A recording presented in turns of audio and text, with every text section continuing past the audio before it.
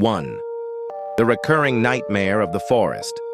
Claire had always been a vivid dreamer, but the dreams she experienced between 2003 and 2005 were unlike anything she'd encountered.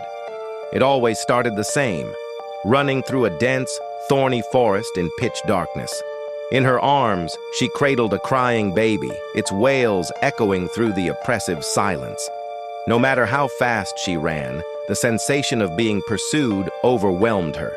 Shadows loomed larger behind her with every step. And then she'd see him, the tall man. He would emerge from the shadows, his unnaturally long limbs extending like black tendrils. Claire couldn't make out his face, but her terror told her he was smiling. In the dream, he'd silently reach out for the child. Claire's body refused to move, as if rooted in place. Then his jaw would open wider than should be humanly possible, and he'd devour the child. Every time she woke up screaming. The dreams persisted for years, until one day, they simply stopped. But even now, in quiet moments, Claire swears she feels his gaze lingering in the dark corners of her home. 2. The Innocence Warning. When 6-year-old Maddie started drawing strange pictures, her mother, Laura, brushed it off as a phase. But the sketches grew increasingly unsettling. Each depicted the same figure, tall, faceless, with unnaturally long limbs and an aura of darkness around him. "What's this?" Laura asked one day, pointing to the figure. "The tall man," Maddie replied matter-of-factly. "He talks to me sometimes." Chills ran down Laura's spine. "What does he say?" "He says he'll keep me safe, but I have to be quiet." Maddie began waking up at odd hours, standing by the window and staring into the backyard. "He's here," she whispered one night, her voice eerily calm. Laura checked the yard but saw nothing. One morning, Laura found Maddie's favorite teddy bear outside, placed neatly at the base of a tree. Maddie denied moving it, claiming the tall man had done it. The family moved soon after, but Laura still checks the windows every night, afraid he might follow them. 3. The barn's shadowy watcher.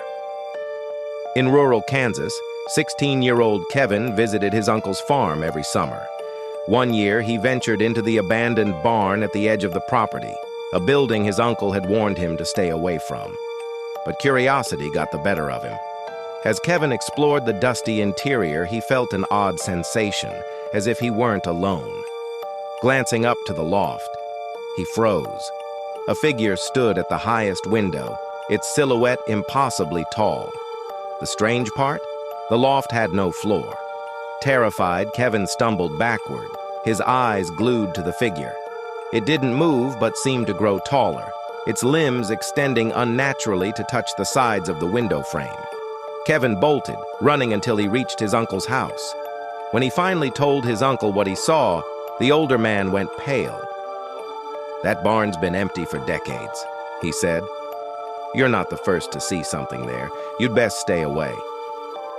Kevin never returned to the farm again, but even now, he swears he can feel the figure watching him in his dreams. The sleep paralysis terror. For months, Dylan had been plagued by sleep paralysis, a condition where he'd wake up unable to move. Most nights, he'd simply feel a heavy weight on his chest. But one night was different. He awoke to find himself completely immobilized, as usual. But this time, the room wasn't empty. In the corner stood a shadowy figure, impossibly tall, its arms stretching down to the floor. Dylan tried to scream, but no sound came out. The figure began moving closer, its head tilting as if observing him. Though featureless, Dylan could sense it was smiling. The figure leaned down, its face mere inches from his own. Then, without a sound, it disappeared. Dylan finally regained movement, leaping from his bed and turning on every light in his apartment. Despite multiple attempts to rationalize the encounter, Dylan now sleeps with the lights on, haunted by the memory of the faceless watcher. The woods of Nicollet National Forest. The tragic events in Wisconsin in 2014 brought national attention to the Slender Man legend. Anissa Weier and Morgan Geyser, both 12, lured their friend Peyton Leutner into the woods under the guise of playing hide-and-seek. What happened next shocked the world. The girls attacked Peyton, stabbing her 19 times. When questioned, they claimed they did it for Slender Man, whom they believed lived in Nicolet National Forest. They described him as the leader of a shadowy supernatural world and believed the act would make them his proxies. Though Peyton miraculously survived, the case blurred the lines between myth and reality. Was Slender Man just an internet creation, or had belief in him brought something darker to life? The forest where the attack occurred is now avoided by many locals. Visitors report strange occurrences, whispers with no source, shadows moving in the distance, and an overwhelming sense of being watched. 6. The Shadow in the Alley. Late one evening, Thomas, a young man living in the city, decided to take the shortcut home through a narrow alley near his apartment. He had walked this route countless times, but tonight, the air felt different, heavy as if something was off. The streetlights overhead flickered intermittently, casting long, ghostly shadows that danced along the alley walls. As he walked further into the alley, a strange feeling crept over him like being watched. Thomas paused and looked behind him, but saw nothing out of the ordinary. Then, as he turned forward again, his breath caught in his throat. At the far end of the alley, standing perfectly still in the shadows, was a tall, thin figure. Its features were obscured in the darkness, but there was something about its presence that was undeniably unsettling. The figure was unnaturally tall, its limbs elongated, stretching impossibly far. The most chilling part? Its face was entirely featureless, just a smooth, pale surface. Frozen, Thomas stood there for a long moment, unable to tear his eyes away. Then the figure slowly raised its arm, pointing directly at him with an eerie, slow motion. The gesture was unnerving, and before he could comprehend what was happening, panic surged through him. With his heart pounding in his chest, Thomas turned and sprinted down the alley, his footsteps echoing in the silence. As he ran, he couldn't shake the feeling that the figure was following him. Every time he glanced behind, the shadow seemed to grow closer, though he never saw it move.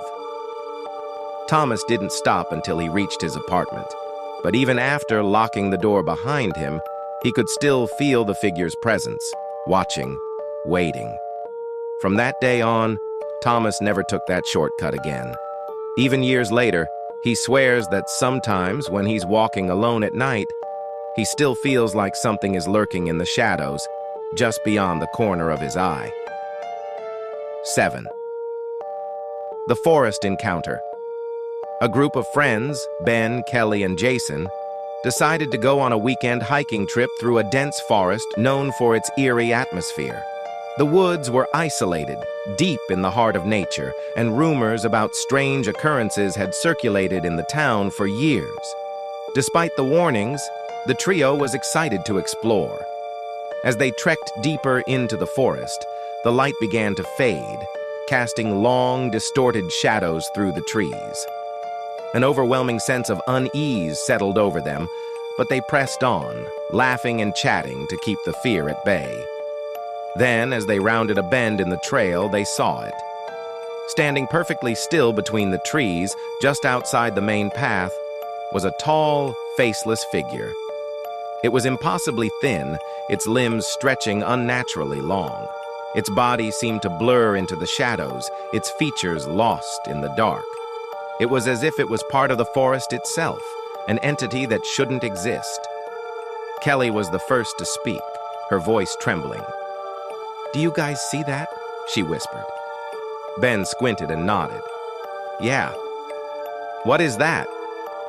Jason, always the brave one, stepped forward, his curiosity getting the better of him. "It's probably just some guy playing a prank," he said, though even he sounded unsure. But as he moved closer, the figure didn't respond. It didn't move. It just watched. Jason, undeterred, reached out a hand toward the figure. But before he could touch it, the figure vanished in the blink of an eye, fading into the trees as if it had never been there at all. The group stood in stunned silence, trying to comprehend what they had just witnessed. Their laughter was gone, replaced by a deep, gnawing fear. They decided to leave immediately, but the weight of their decision didn't lift. As they hurried back toward the trailhead, they each had the distinct sensation that something was following them, lurking just out of sight. That night, each of them experienced vivid nightmares. In those dreams, they found themselves back in the woods, running from the faceless figure. It was always just behind them, too fast to outrun, but never quite close enough to touch. The next morning, the friends left the forest behind, but even after returning to their normal lives, they couldn't shake the feeling that something was still watching them. Something from the trees. 8. The Midnight Visitor. Sarah lived alone in a small cottage on the outskirts of town, far from the noise and bustle of city life. The solitude suited her. She relished the peace and quiet.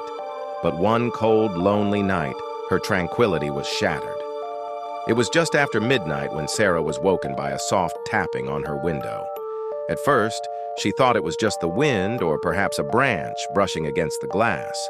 But then, the tapping grew louder, more insistent. Slowly, she got out of bed and made her way to the window.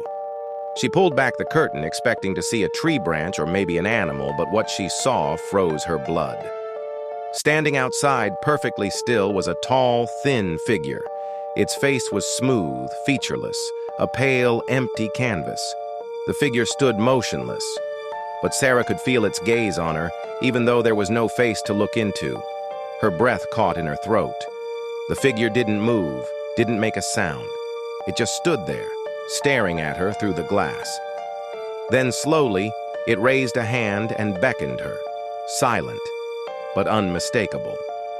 Frozen in fear, Sarah backed away from the window. Her heart was racing, her mind scrambling for an explanation. But there was no rational explanation. The figure remained outside, waiting. After what felt like an eternity, Sarah gathered the courage to look again, but the figure had vanished. The air in the room was thick with tension, and she couldn't shake the feeling that it was still out there, watching. That morning, Sarah packed up and left her cottage. She never returned, and to this day, she can't explain what she saw that night. The memory haunts her. She still feels the weight of that unseen gaze, even in the safety of crowds. 9. The Schoolyard Stalker. It started innocently enough. Mark, a student at a local high school, was staying late at school one evening, finishing up a project for class. The school was quiet, the hallways empty as he worked in the dim light of his classroom. He had been focused on his work when he glanced out the window and saw it. At first, he thought it was just a figment of his tired mind. But when he looked again, the figure was still there, standing motionless by the goalposts on the sports field outside. It was unnaturally tall, its limbs stretched to impossible lengths, and its face was entirely featureless. Mark rubbed his eyes, trying to clear the image from his vision, but the figure was still there, staring in his direction. Terrified, Mark called out to it, but the figure didn't move, didn't respond. It simply stood, watching him with an eerie stillness. Freaked out, Mark gathered his things and ran to his car. When he looked back, the figure was gone. He didn't see it again that night, but from that point on, he avoided staying late at school. Something about the way the figure had stood there, watching him, lingered in his mind long after the incident. 10. The Haunted Cabin. Emma and her boyfriend, Jake, were excited for a weekend getaway at a secluded cabin deep in the woods. They arrived on a Friday afternoon, eager to escape the hustle and bustle of their daily lives. The cabin was old but charming, nestled in a quiet spot surrounded by towering trees. That night, as the couple sat by the fire, they heard strange scratching noises on the cabin's walls. At first, they thought it was just the wind or an animal, but as the noises continued, they grew more persistent, as though something or someone was trying to get inside.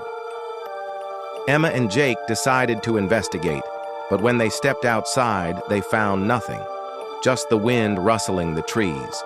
Shrugging it off, they returned to the warmth of the cabin. Later that evening, as they sat in the living room, they both froze. A tall, faceless figure was standing just outside the cabin's large window.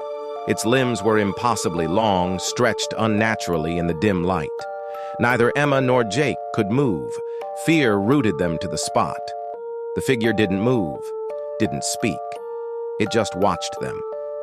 When Emma tried to grab her phone to take a photo, the figure vanished, as if it had never been there at all. The air in the room was thick with dread, and after that, the couple couldn't bring themselves to stay another minute. They left the cabin that night, vowing never to return.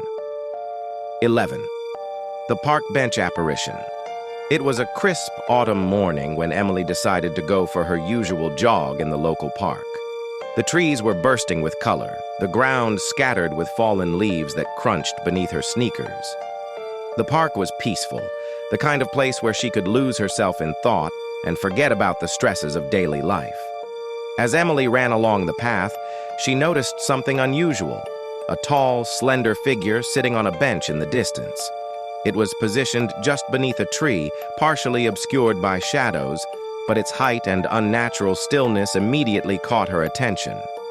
At first, she thought it might be a person just resting, maybe someone waiting for a friend or catching their breath. But as she got closer, the hairs on the back of her neck began to stand up. The figure didn't move. It didn't even acknowledge her presence. It just sat there, still as a statue, its shape eerily thin. Emily couldn't quite make out any facial features, just a dark void where a face should have been. Something about it felt wrong. She tried to shake the uneasy feeling and continued running, but her mind couldn't stop replaying the image of the figure on the bench. With each lap around the park, she noticed it again, sitting in the same spot. It was always in the same position, facing toward her, though it never moved. The next morning, Emily returned, feeling the same strange pull to see if the figure was there. Sure enough, it was. The slender figure was perched on the bench as though it had never left, its posture still and lifeless. This time, a chill ran through her as she tried to convince herself it was just some weird coincidence. But it wasn't. Over the next few weeks, Emily noticed the figure more frequently. Each time, it seemed to be in the same spot, at the same time, always watching her as she passed. No one else seemed to notice, or at least no one ever mentioned it. One day, unable to resist, Emily decided to approach the bench. She cautiously walked over, her heart pounding in her chest. The closer she got, the more the figure seemed to blur, as if the shadows around it were stretching. But when she was just a few feet away, she froze. The bench was empty. Relieved yet confused, Emily turned around, scanning the park to see if she had missed something. But the path was empty, the trees swaying gently in the wind. It was as though the figure had vanished into thin air, leaving only an unsettling sense of being watched. She never saw it again after that day, but the image of that featureless face, the stillness of its presence, stayed with her. Even now, when she walks through the park, she feels a lingering sensation as if someone is always watching from the shadows. 12. The Forgotten Road. Eric had always been one to explore unfamiliar places, but one evening his curiosity led him down a road that he would never forget. The road was tucked away at the edge of town, a seemingly insignificant stretch of asphalt that most people never used. The streetlights were few and far between, casting eerie pools of light in the otherwise pitch-black night. That evening, Eric was driving home from a late-night outing when he decided to take a detour. The winding road called to him, its dark and narrow path stretching out like a challenge. At first, it seemed harmless enough, but as he drove further, something felt off. The trees lining the road stood too still, their branches reaching out like skeletal arms, blocking what little light the moon offered. Then he saw it. Up ahead, at the side of the road, there was a tall figure standing motionless. Eric slowed down, thinking it might be someone in distress, perhaps a hiker lost or needing help. But the closer he got, the more he realized something was terribly wrong. The figure was impossibly tall, its limbs stretching unnaturally long. It was dressed in dark clothing, but its face was completely featureless, a blank white canvas. Eric's blood ran cold as he slowed to a stop, the car idling in front of the figure. For a moment he simply stared, unsure whether he should drive past or turn around. But as he looked at the figure, it didn't move. It didn't acknowledge him in any way. It was as if it was frozen in place, waiting for something. Suddenly, Eric felt a jolt of panic. He stepped on the gas, speeding away from the figure. He could hear his heart thudding in his chest, the sound of his tires squealing against the asphalt as he floored the accelerator. Looking in his rearview mirror, he saw nothing. The road was empty. But as he continued down the winding path, he noticed something chilling. The same figure appeared ahead once more, standing in the middle of the road. The figure had somehow gotten ahead of him without making a sound or moving at all. Fear gripped him. Eric slammed on the brakes, nearly skidding off the road. His hands were shaking as he fumbled with the gear shift and turned around to head back the way he came. The figure was no longer there, but Eric didn't stop until he reached a familiar area. His hands were still trembling as he turned onto a safer, more populated road. Eric never took that road again. Whenever he drives at night, he still has a lingering sensation that the figure is waiting somewhere, always just out of sight. 13. The Highway Hitchhiker. Lisa was on a solo road trip, driving down a long stretch of highway late at night. The highway was deserted, the kind of road where the only company you had was the sound of your own thoughts and the hum of the engine. It was a peaceful drive, and Lisa was enjoying the solitude, until she saw him.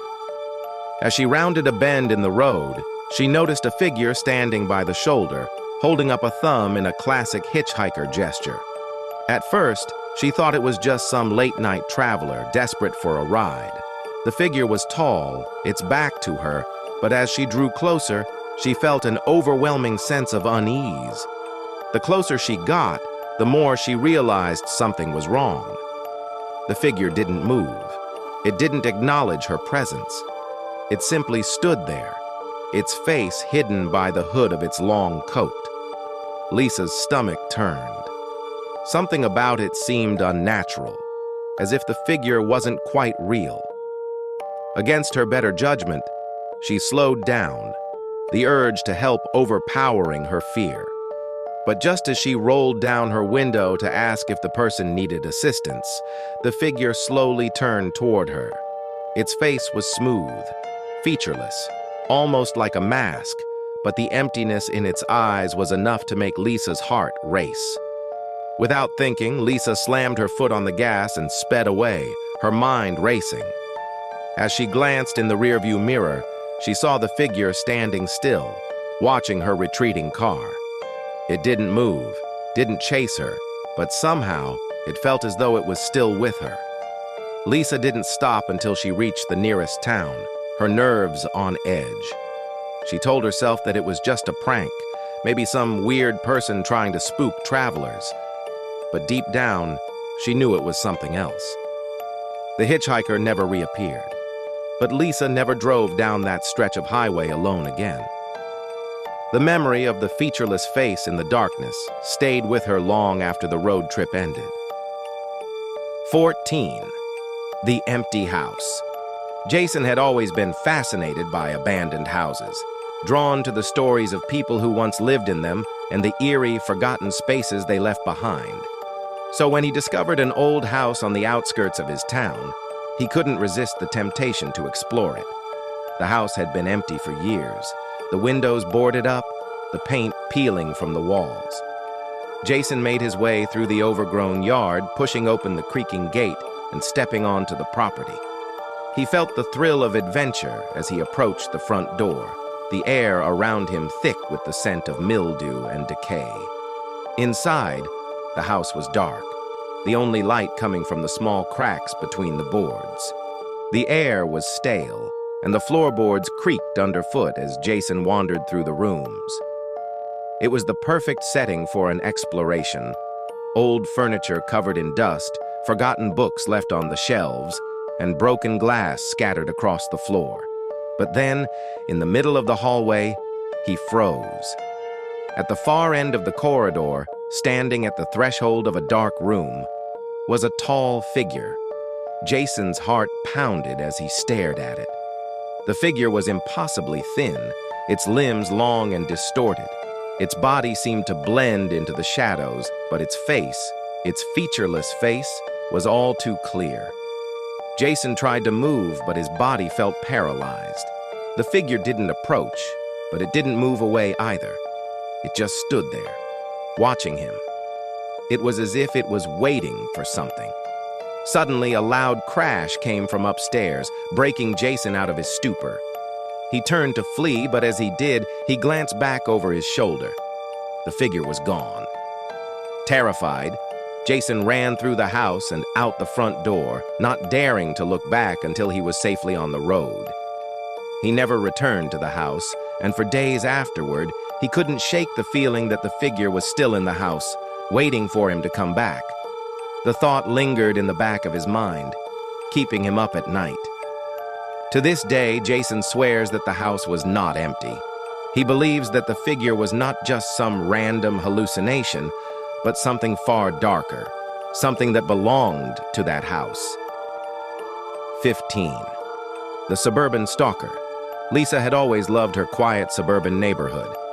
The tree-lined streets, the familiar faces of neighbors walking their dogs or tending to their gardens. It was peaceful, safe. But one evening, everything changed. It was late, around 11:30 p.m. She had just finished a long day at work and was getting ready for bed when she noticed something odd outside her window. There, standing at the end of her driveway, was a tall figure. It was far enough away that she couldn't make out many details, but its silhouette stood out against the faint light of the street lamps. Lisa didn't think much of it at first. Maybe it was a neighbor walking late or someone just passing through. But as she stared at the figure, something didn't sit right.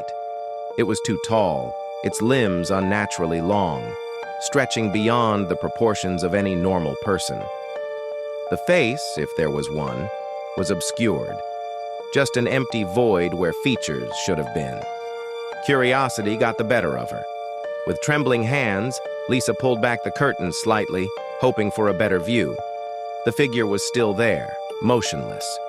She squinted, trying to see more clearly, but every time she looked away and looked back, it was still standing in the same spot, not moving an inch. Terrified, Lisa backed away from the window and hurried to lock the door. But the unsettling feeling didn't go away. It was as though the figure could sense her fear, as if it were aware of her every move. The longer she watched, the more it felt like the figure was staring back, its gaze penetrating the darkness. After a few minutes, Lisa gathered the courage to step outside onto the porch. She was terrified, but she had to know if the figure was real or just her imagination. The night was still, and the usual sounds of suburban life, the hum of streetlights, the occasional car passing by, seemed to be swallowed by an unnatural silence. When she stepped onto the porch, her eyes instinctively darted to the end of the driveway. The figure was still there, but now it was closer. In the few moments she had taken to gather her courage, it had moved, silently, without a sound. Her heart raced as the figure seemed to acknowledge her. Without a word, it slowly turned and began walking toward the small patch of woods that bordered her yard. Lisa's pulse quickened, and she took a hesitant step forward, but the figure was already disappearing into the trees. Before it vanished entirely, Lisa had a strange impulse to follow it, but she stopped herself. The air was thick with fear, and every instinct in her screamed to stay away. The next morning, Lisa went to check the trees behind her house. To her horror, she found strange symbols carved into the bark of the trees, twisted cryptic shapes that looked as if they had been etched by something otherworldly. No one in the neighborhood seemed to know where the symbols had come from, and even when she showed them to others, no one could offer an explanation. For weeks after the encounter, Lisa felt a lingering presence. Every night, she'd find herself staring out the window, half expecting to see the figure standing at the end of her driveway once more. But it never returned, at least not in the same form. But the unease remained, creeping into her dreams, into her thoughts. Though she eventually moved to a new neighborhood, Lisa still feels that same chilling sensation. Sometimes, when she's walking home after dark, she swears she can feel eyes on her, watching, waiting, just beyond her reach. Thank you for tuning in to Tales of Chill. If you enjoyed this story, don't forget to like the video, subscribe to the channel, and hit the notification bell to stay updated with more bone-chilling tales. Got a story to share? Let us know in the comments or reach out to us. Until next time, stay safe. And remember, the chills are never too far away.